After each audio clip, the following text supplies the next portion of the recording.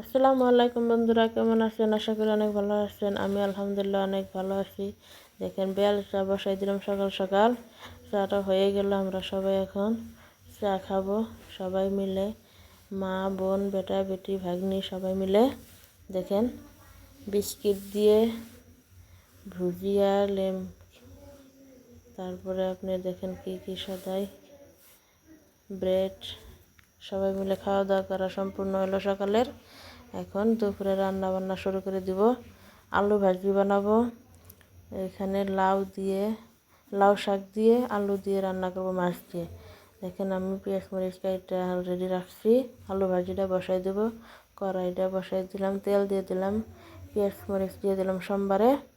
দেখুন আমি আলুটা ঢেলে দেবো। এখন আলু ভাজি এদিকে বসাইয়া দিয়ে আমি এখন আলু দিয়ে শাক দিয়ে রান্নাটা বসাই দেবো।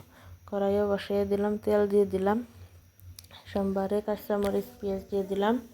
আমার সোমবার হয়ে গেল, আলু দিয়ে দিলাম।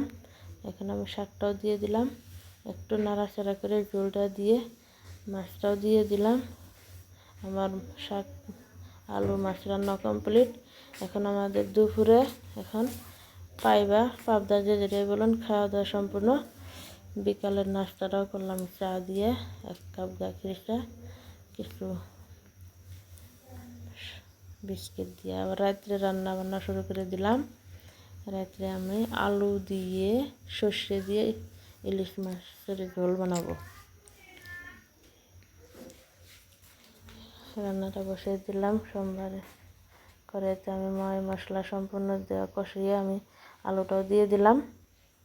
আলুটা কষিয়ে একটু ঝোল দিয়ে আমি মাছটা দিয়ে দিব।